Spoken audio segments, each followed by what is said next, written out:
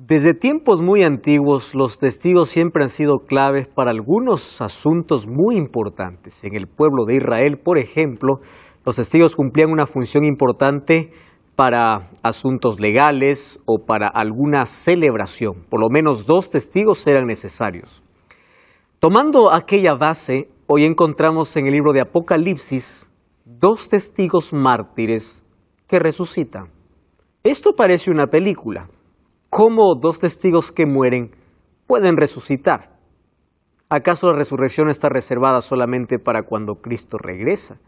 ¿De qué testigos habla y de qué resurrección o a qué resurrección se refiere?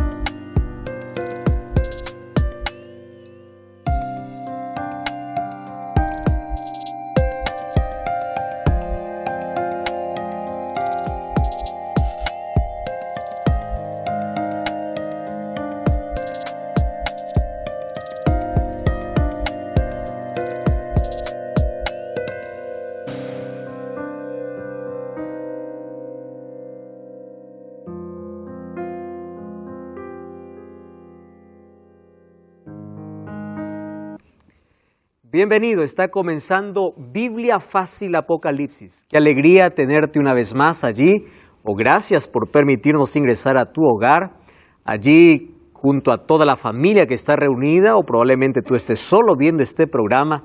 Nos alegra mucho saber de que tienes ese interés especial de poder conocer más acerca de la palabra de Dios. Y Dios revela su palabra a aquel que tiene ese deseo. El Espíritu Santo siempre está allí buscando personas sinceras, personas que quieren comprender algo que pueda favorecer a su vida o algo para cambiar su vida. Y esa es la razón por la cual nosotros estamos aquí, para juntos abrir la Biblia y dejarnos enseñar por Dios. Y como cada semana nosotros pedimos la ayuda del Espíritu Santo para que sea Él quien pueda hablarnos a través de su palabra. Bienvenido, gracias por acompañarnos. Bienvenidos también a todo el grupo que estamos aquí cada día, cada semana, investigando el libro de Apocalipsis. Llegamos ya casi a la mitad del libro. Hoy vamos al capítulo 11 del libro de Apocalipsis. Vamos a abrir la Biblia todos, ahí en el capítulo 11, y allí vamos a resolver una de las preguntas que nos intrigan tanto, y fue la pregunta del inicio de este programa. ¿Quiénes son los 2 testigos? Versículo 1. Entonces me fue dada una caña semejante a una vara para medir, y me dijo, levántate y mira el templo de Dios y el altar a los que adoran en él. Pero el patio que está afuera, déjalo, no lo midas, porque ha sido entregado a los gentiles. Hablando de los gentiles, dice, ellos hollarán la ciudad santa 42 meses. Y allí dice, ordenaré a mis 2 testigos que profeticen por 1260 días, vestidos con ropas ásperas. Muy bien, ¿en qué contexto se coloca a los 2 testigos? En un contexto de medición del templo. Es interesante ver de que la palabra medir en la Biblia significa evaluar o juzgar. No es la primera vez que aparece aquí la medición de un templo.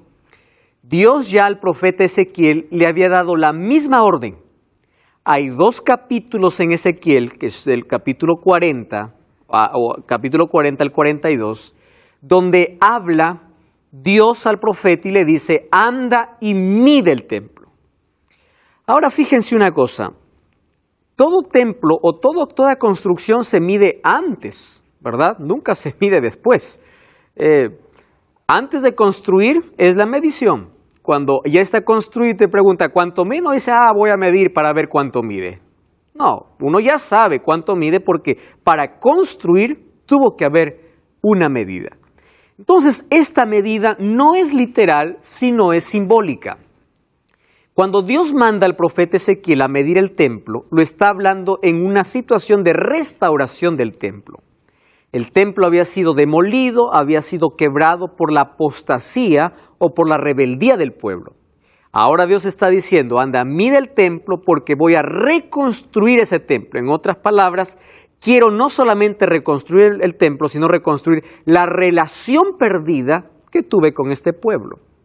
Entonces allí le manda a medir, solo que Ezequiel le dice, mide el templo, el altar de sacrificios y mide la gente. Aquí a Juan dice, entonces se me fue dada una caña de medir y una vara de medir y me dijo, levántate y mide el templo, el altar y los que adoran. La misma orden. Ahora, ¿qué templo está midiendo Juan? ¿O qué templo va a medir? Si bien es cierto en el libro de Apocalipsis, el templo es la morada de Dios, donde está el trono de Dios, donde está el gobierno de Dios y es el centro de todas las actividades divinas, es decir, ahí en el templo se plantean todas las decisiones con respecto a la tierra o respecto a la salvación del ser humano. La medición de este templo involucra un juicio. Dice, mide el templo, pero especialmente dice, mira el templo, el altar y los que adoran. 3 cosas importantes. Entonces, aquí vamos a descubrir algo interesante. No le manda a medir aquí de manera literal las paredes del templo, sino a todos los que congregan en el templo, a todos los que adoran en el altar. Es decir, a todo aquel que dice ser cristiano o aquel que dice tener a Dios, porque finalmente nosotros nos convertimos en un templo de Dios. Mide el templo, no de manera literal, mide el templo humano, mira al ser humano que dice que adora. Porque fíjense, hoy todo el mundo puede decir que adora a Dios. Hay pocos, incluso hay una iglesia en Estados Unidos que se declara la iglesia de Satanás, que son unos cuantos que dicen yo adoro al diablo, ¿verdad? Pero todos los demás, con excepción de los ateos y escépticos, dicen adorar a Dios. Adoro a mi manera, pero adoro a Dios. Yo amo a Dios, yo soy cristiano porque creo en Dios. Entonces aquí dice el profeta, quiero que midas porque no todo el que dice ser es.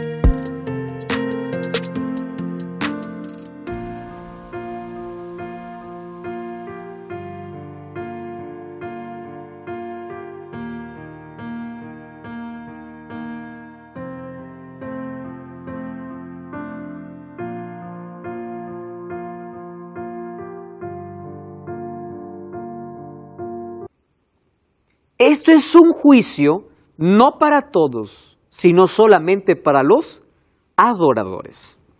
Ahora, ¿por qué necesitan ser adorados? ¿O por qué necesitan ser medidos? La medición está relacionada con el sellamiento. Tiene el propósito de decidir quién será sellado de acuerdo a su fidelidad para ser protegidos en la tribulación final. Quiere decir, no todo aquel que adora es sellado. Porque alguien puede decir, yo adoro a Dios, pero lo hago a mi manera, como la ofrenda de Caín. Yo doy a Dios, pero lo que quiero. Dios pide una cosa, pero yo puedo dar lo que yo quiero, ¿correcto?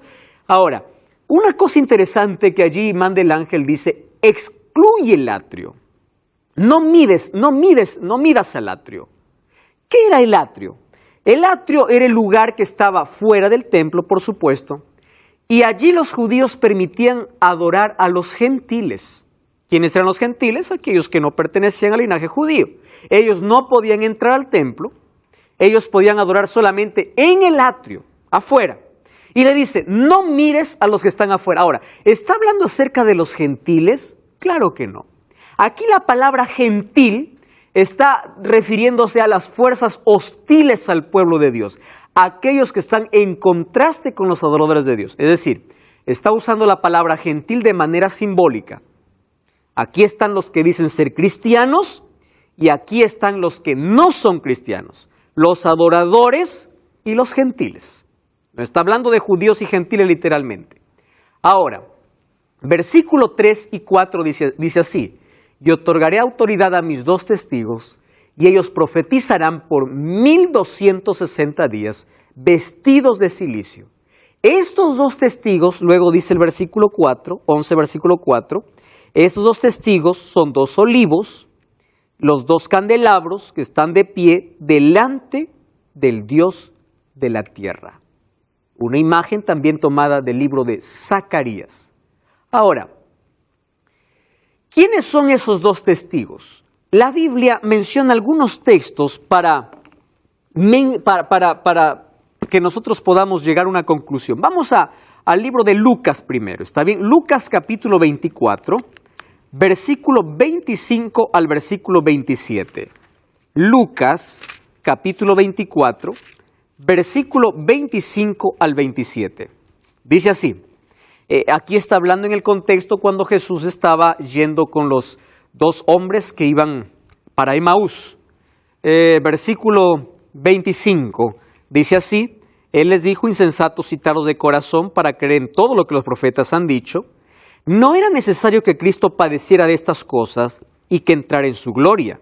Y dice así, y comenzando desde Moisés y siguiendo por todos los profetas, les declaraba en todas las escrituras lo que él decía. Es decir, desde Moisés, que escribió el Pentateuco, y todo el Antiguo Testamento, todo lo que se refería a Cristo, Jesús empezó a mostrar a ellos. ¿Quiénes daban testimonio de Cristo? Las Escrituras. ¿Correcto? Ahora, vamos al libro de San Juan capítulo 5. Juan capítulo 5, versículo 39. Miren lo que dice Juan 5, 39. Dice así, escudriñad las Escrituras porque a vosotros os parece que en ellas tenéis la vida eterna y ellas son las que dan testimonio. Otra versión dice, ellas son las que testifican acerca de mí. Muy bien. Entonces, cuando Dios habla, por ejemplo, para Juan, en el libro de Apocalipsis, capítulo 1, versículo 2 y versículo 9, dice, la palabra de Dios y el testimonio de Jesús, quien testifica de Jesús. Entonces, comprendemos aquí, por medio de estos textos, que estos 2 testigos se refiere a la palabra de Dios en sus 2 testamentos. Ahora, yo quiero explicar un asunto interesante aquí. Para referirse acerca de los 2 testigos de Apocalipsis capítulo 11, existen diversas interpretaciones. Por ejemplo, una interpretación es que los testigos son Enoc y Elías, ¿verdad? Porque Enoc fue llevado por Dios y Elías también. 2 testigos dicen allí. Otros dicen que es Moisés. Mas vamos a ver en el contexto si realmente aplica para que nosotros podamos creer que ellos son los testigos. Hasta aquí, según las Escrituras, nos dice que la misma palabra de Dios es testigo fiel o es testimonio fiel acerca de Cristo. Hebreos 4:2 es un texto muy conocido. La palabra de Dios es viva y eficaz, cortante como espada de 2 filos, penetra, discierne los pensamientos y las intenciones del corazón. La Biblia es considerada también como una luz, ¿verdad? Como una lumbrera en Salmo 119, 105. Y aquí dice el libro de Apocalipsis capítulo 11 que estos son 2 testigos, son 2 olivos y 2 candelabros que están en pie en la presencia de Dios. ¿Correcto? Un candelabro es la luz que ilumina. Ahora, dice que estos deberían testificar ¿por cuánto tiempo? Por 1260 días. Les explico. Ustedes recuerdan que en la segunda, cuarta iglesia y en el cuarto sello también ocurrió algo interesante. Voy a tomar la historia desde que Constantino cambió la sede del imperio para Constantinopla, que sucedió en el año 330 después de Cristo. El imperio romano empezó a debilitarse. A partir del año 352, tribus bárbaras, bárbaras significa extranjeras, de fuera, empezaron a minar el imperio romano. En el año 476, el imperio romano occidental cae y es destruido en sus propias bases. No es que el imperio romano está en guerra y pierde una guerra, no, sino que las 10 tribus bárbaras tomaron posesión y dividieron el imperio. Y ahora, ese imperio romano occidental es lo que hoy conocemos como la Europa, ¿verdad? Como la Gran Europa. Ahora, de esas 10 tribus bárbaras, habían 3 tribus que eran arrianas. Arrianas es porque creían en Arrio, ¿correcto? Ellos tenían una creencia muy particular, lo vamos a ver en los próximos capítulos. Esas 3 tribus arrianas, cuando el emperador salió de escena, ¿quién quedó? El obispo. Y el obispo que estaba en Roma era llamado el padre de todos y ahí viene el papa, ¿correcto? Ahora, Roma, hasta el día final, hasta que Cristo venga, según la Biblia y según la profecía, no dejará de existir, solamente Cristo lo destruirá cuando Él regrese. ¿Cómo es que Roma va a existir hasta el tiempo final? Porque cuando hablamos de Roma, hablemos de 2 fases del imperio romano. Roma imperial y aquel que subió al trono del emperador después que el emperador salió del escenario. ¿Quién ocupó el trono del emperador? El Papa. Entonces tenemos Roma imperial y Roma papal. En el año 533, Justiniano dio una orden diciendo que el Papa sería cabeza de todas las santas iglesias. Solo que el Papa tenía un problema serio. ¿Cuál era ese problema? Tenía 3 tribus bárbaras que estaban en contra de él. Los cérulos, los vándalos y los ostrogodos.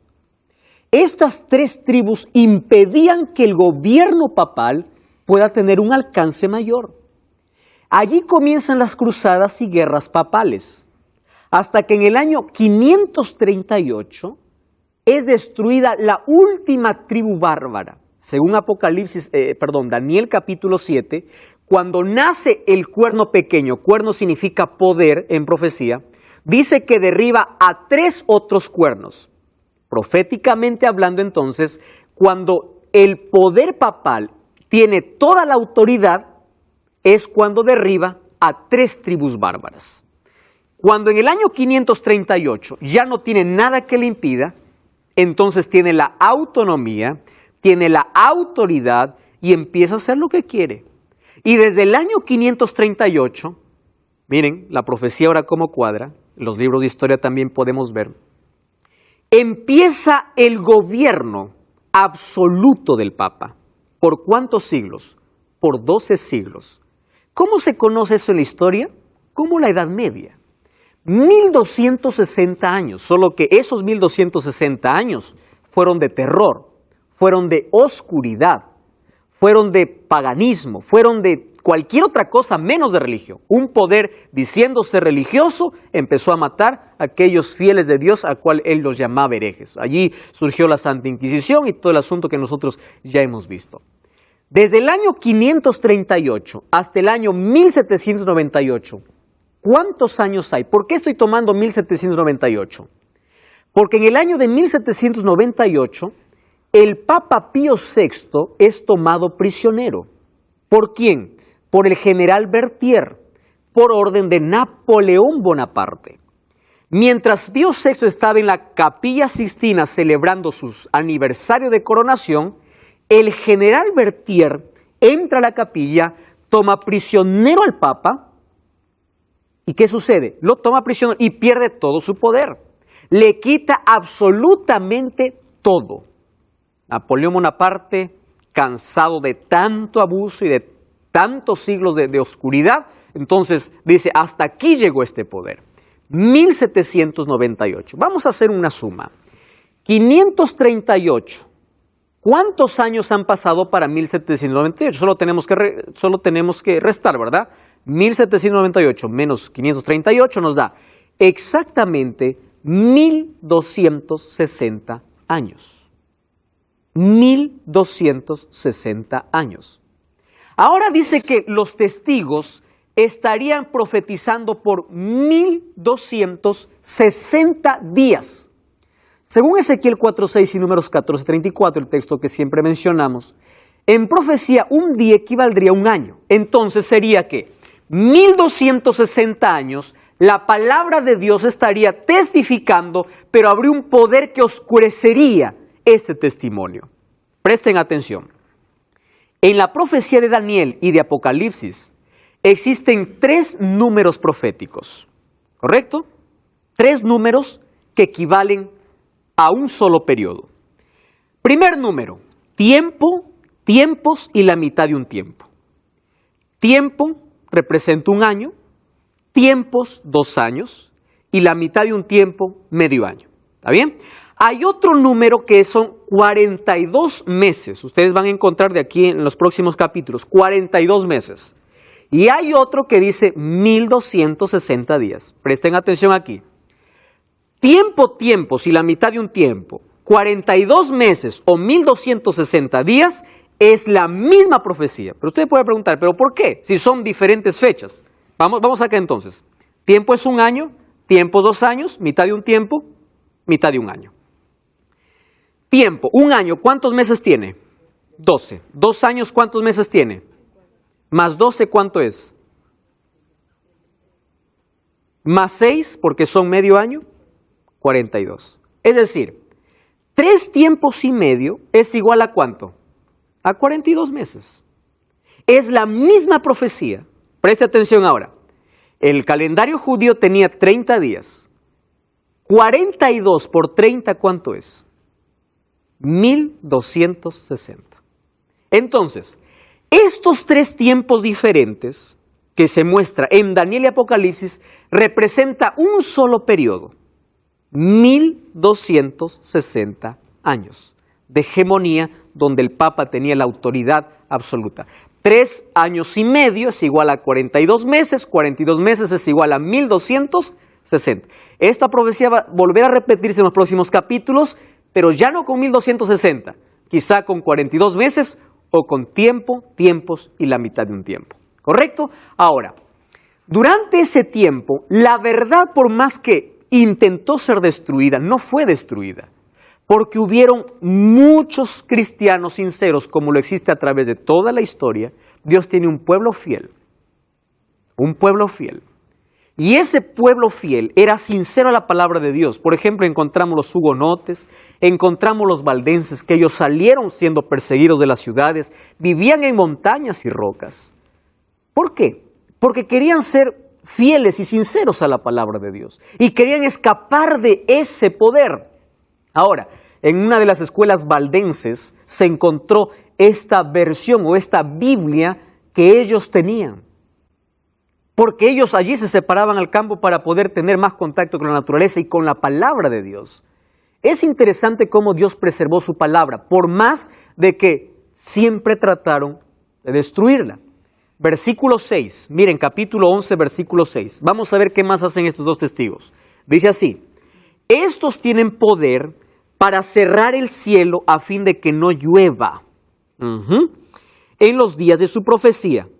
Tienen poder sobre las aguas para convertirlas en sangre y para herir la tierra con toda plaga cuanto quieran. Ahora, vamos a repasar un poquito ese asunto. ¿Ustedes recuerdan cuando el cielo fue cerrado por 3 años y medio? Cuando Elías habló al profeta, no al profeta, al rey Acab. Le dijo, de aquí no más lluvia, 3 años y medio, hasta que yo diga. Dice, estos tienen poder. Ahora yo les hago una pregunta y quiero que me respondan aquí. ¿Era la palabra de Elías o era la palabra de Dios lo que cerró el cielo? Era Dios hablando por medio del profeta. Cuando Dios le manda a Moisés y manda la primera plaga para Egipto, ¿en qué consistía? En que el río se convertía en sangre. ¿Era la palabra literal de Moisés o era la palabra de Dios mediante Moisés que hizo el agua en sangre? ¿Era el poder humano o el poder divino? Era el poder divino. Era la palabra de Dios. Es la palabra de Dios que tiene poder para crear, recrear y también para castigar. Ustedes recuerdan que en Apocalipsis se presenta a Dios como el que tiene la espada de dos filos. ¿Por qué? Porque su palabra tiene poder y Él lucha y vence no físicamente, sino ¿cómo? Con el poder de su palabra. ¿Correcto? Es su palabra que tiene poder. Su palabra tiene poder para convertir el agua en sangre, para hacer que no pueda llover y para poder herir con cualquier suerte de plagas. Ahora, lo más curioso de todo es este asunto. Miren, capítulo 11, versículos 7 y 8. Dice así: cuando hayan terminado de dar testimonio, presten atención aquí, la bestia que sube del abismo, ¿no les hace esto conocido? Bestia que sube del abismo. ¿Recuerdan ustedes en una de las 7 trompetas que una grande estrella cayó a dónde? A la tierra. Y después que del abismo, ¿qué cosas subieron? Humo. ¿Y qué más subían? Escorpiones. No eran langostas. Correcto. Muy bien. La bestia que sube del abismo hará guerra contra ellos. Ahora, el diablo nunca hace una guerra literal como Satanás. Él usa instrumentos, ¿verdad?, humanos para hacer guerra. A través de instrumentos humanos persiguió al pueblo de Dios, a través de instrumentos humanos persiguió a la Biblia, a través de instrumentos, usa instrumentos humanos. Solo que con el poder de esta bestia, bestia en profecía significa poder. No es un término despectivo. Hoy en nuestro idioma puede significar bestia un término muy despectivo. Bestia es poder. Este poder que sube del abismo hará guerra contra ellos. ¿Contra quién? Contra los testigos. Ahora, lo curioso de todo dice, los vencerá y ¿qué más? Los matará. Wow, aquí sí nos complica el asunto. Y sus cadáveres yacerán en la calle de la gran ciudad. No menciona el nombre. ¿Está? Simbólicamente se llama Sodoma y Egipto, donde también su Señor fue crucificado.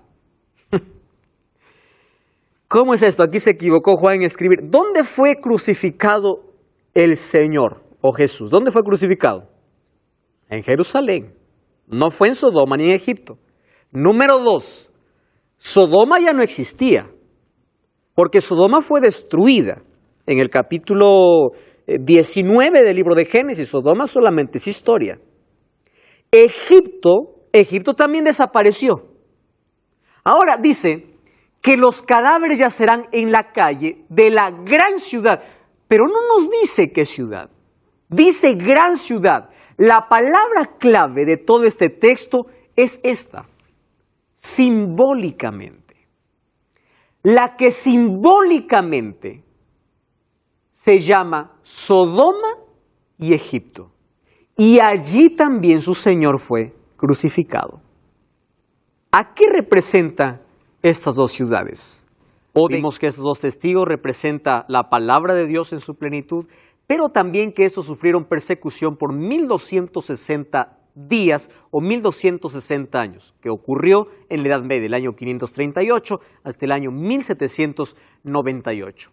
Estos dos testigos saldrán a hacer guerra, solo que la bestia que sube del abismo hará guerra contra ellos, los vencerá y los matará. Sus cadáveres están en la calle de la ciudad, que simbólicamente se llama Sodoma y Egipto, donde también su Señor fue crucificado. Muy bien. Simbólicamente. Vamos entonces al simbolismo. Sodoma y Gomorra. Génesis capítulo 18. Vamos a Génesis capítulo 18. Versículo 20.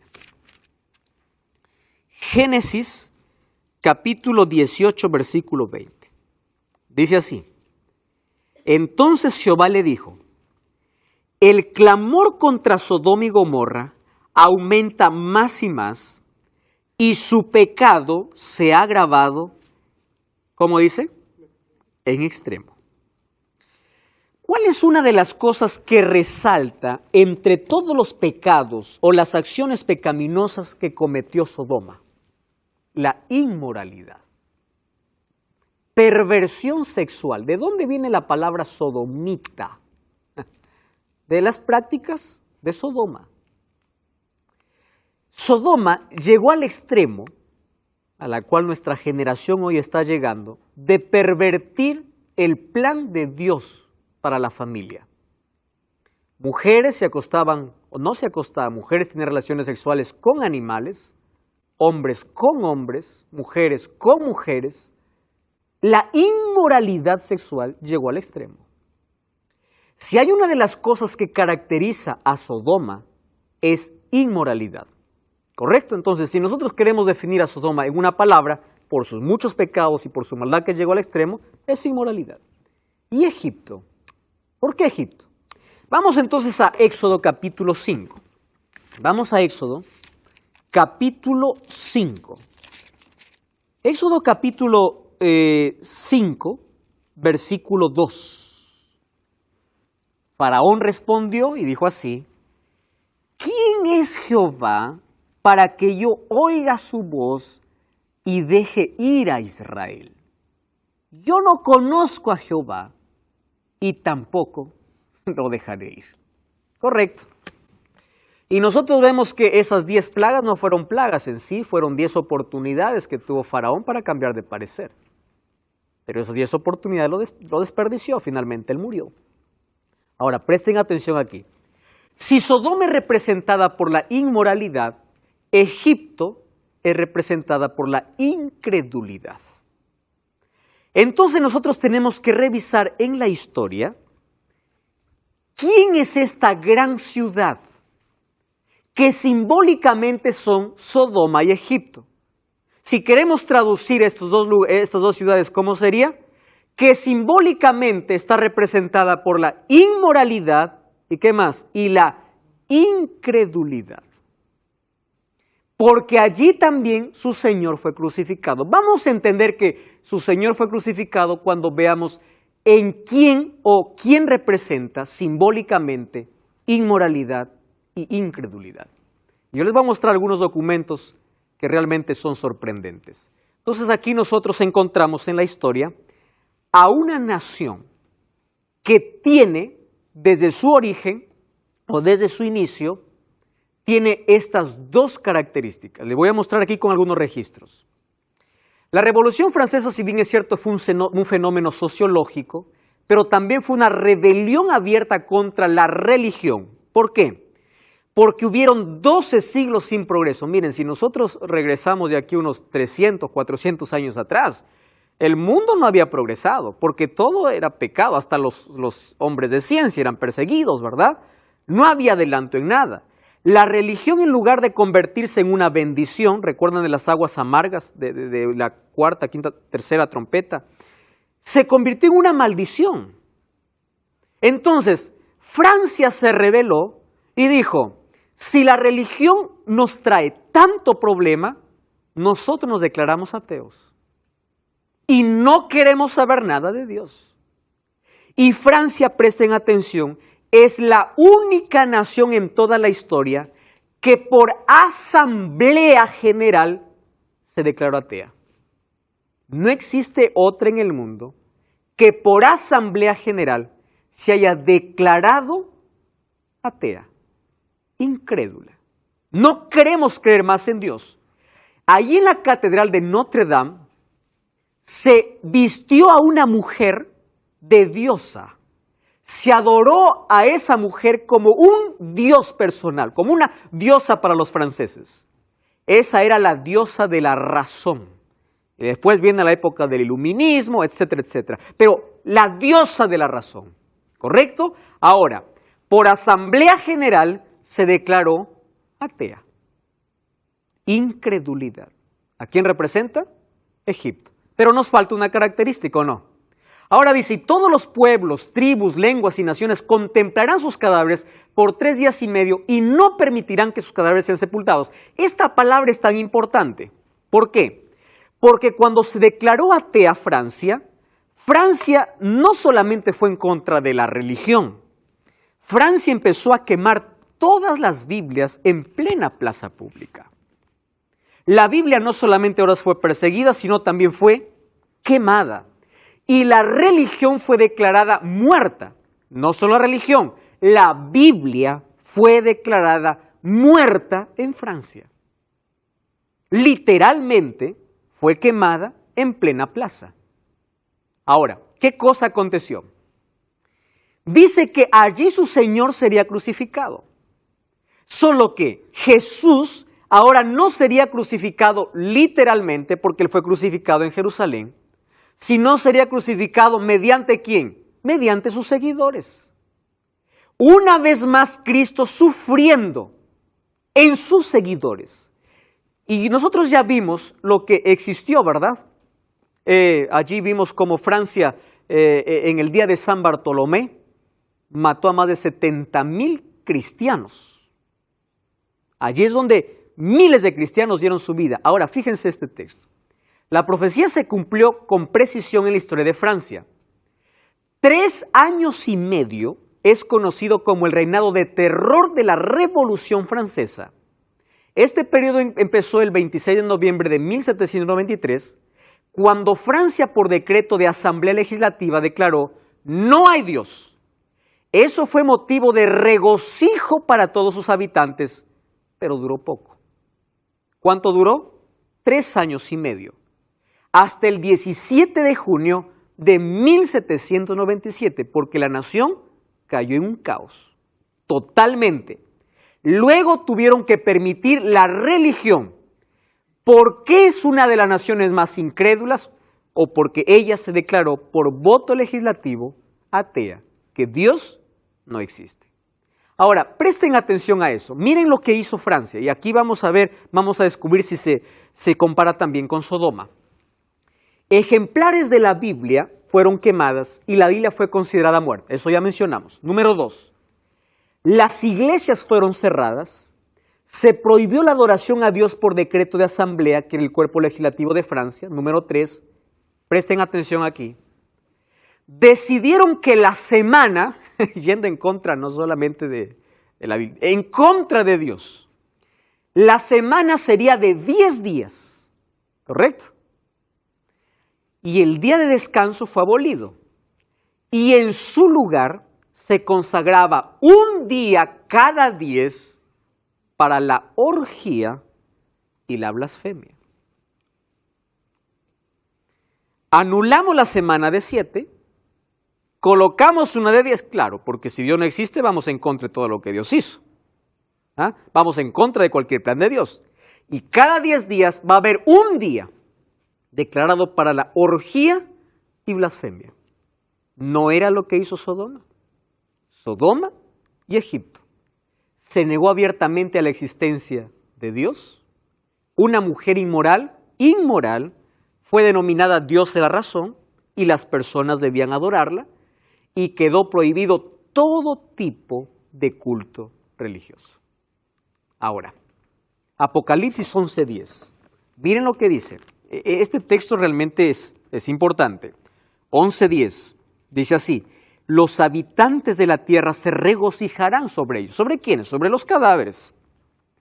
Se alegrarán y se enviarán regalos. La palabra enviar regalos significa festejar los unos a los otros, porque estos dos profetas, dice aquí, habían atormentado a los habitantes de la tierra. Ahora presten atención aquí.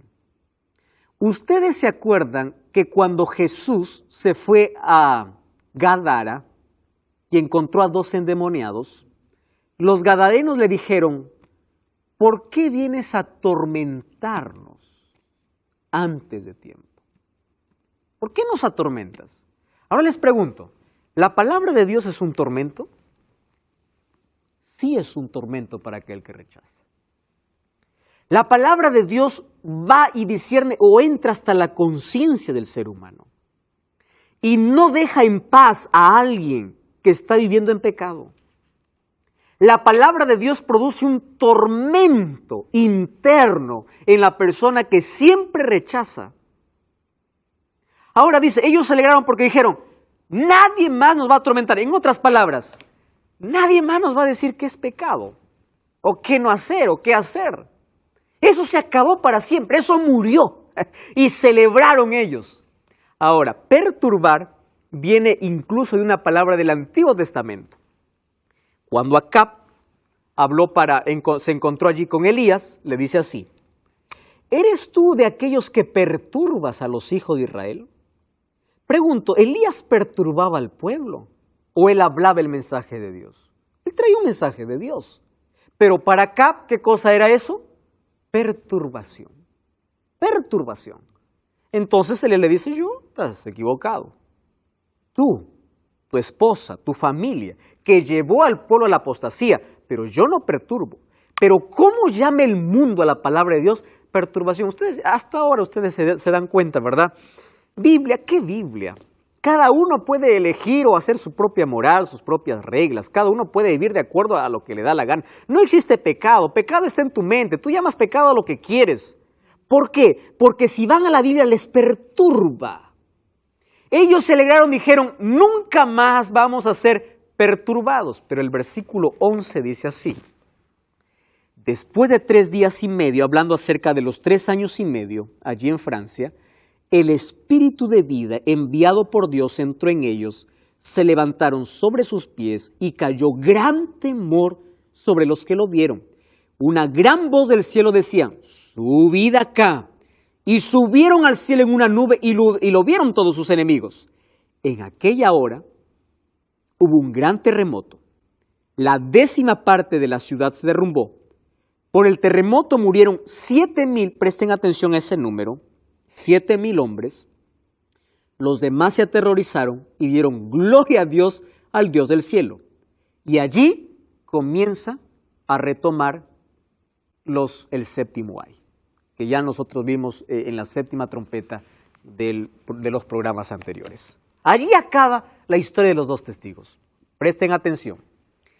¿Cuándo ocurre esto entonces? Antes que se toque la 7ª trompeta. Es decir, históricamente en Francia, cuando dice que después de 3 días y medio, entró en ellos el espíritu de vida enviado por Dios y se levantaron sobre sus pies, estaban muertos, ahora resucitan, y hubo temor sobre los que lo vieron. Entonces oyeron una voz que le decía, ven acá, subieron allí en una nube, los enemigos lo vieron, hubo un gran terremoto y algunos se aterrorizaron, otros dieron gloria a Dios. Nosotros encontramos que después que la Biblia fue declarada muerta, después de esa revolución, después de haber negado abiertamente a Dios, incluso esas mismas personas que negaron fueron testigos ¿de qué? Del resurgimiento de la palabra de Dios. El diablo primero quiso quitar la Biblia de nuestras manos. No lo consiguió. Porque cuando el mundo consideraba que estaba muerta, en el año de 1804, fíjense, justo después de esta revolución, aparece la Sociedad Bíblica Británica, la Sociedad Bíblica Americana, y hoy tenemos otras sociedades. Antes de 1804, la Biblia había sido impresa y distribuida en apenas 15 lenguas. Hasta el año 2012 ya fueron registradas publicaciones de texto bíblico en más de 2.500 lenguas diferentes.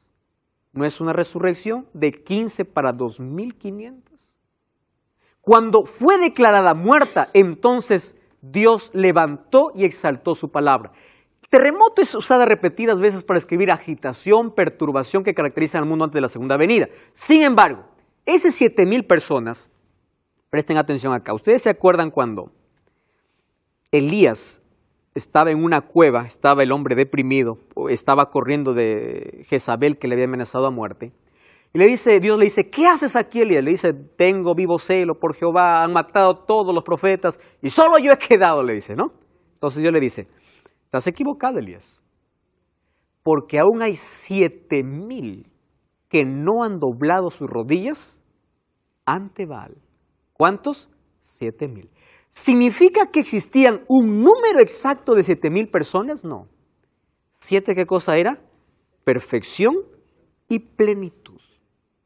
Ahora, 7,000 personas ahora está representando de manera contraria. Si habían 7,000 elegidos, ahora las 7,000 personas representan la totalidad de esos incrédulos endurecidos, en contraste con Primera de Reyes capítulo 18, versículo 19.